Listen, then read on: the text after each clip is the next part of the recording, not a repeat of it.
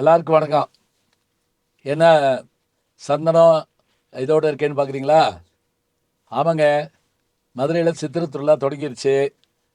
இனிமே மதுரை எப்பவும் ஜே ஜேன்னு இருக்கும்.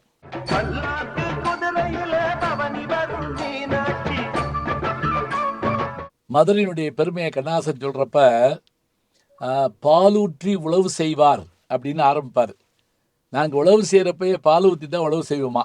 மாம்பழத்து சாறு எடுத்து வயலுக்கு உரமிடுவார்.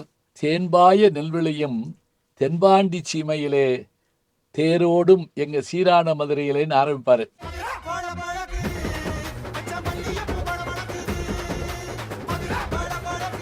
சங்கம் வைத்து தமிழ் வளர்த்த மதுரையில சித்திரை திருவிழா ஆரம்பிக்குதுங்க. 28/4/2025 அன்னைக்கு வாசு செய்து திருவிழாவை தொடங்குறாங்க. 29ஆம் தேதி கொடியேற்ற நடக்குதுங்க. தென்கரையில மீனாட்சி கொடியேறிட்டாலே என்ன நடக்கும்? சாமி காலையிலையும் மாலையிலையும் சுற்றி வரும். அதுக்கு மேலே ரொம்ப முக்கியமாக பட்டாபிஷேகம் இருக்குது. 8ஆம் தேதி திருக்கல்யாணம் இருக்குது. 9ஆம் தேதி திருத்தேரோட்டம் இருக்குங்க. இதெல்லாம் இந்த பக்கம் சைவ விழாக்கள். வைணவ விழான்னு எடுத்துக்கிட்டா கள்ளழகர் பரப்பிட்டுருவாருங்க.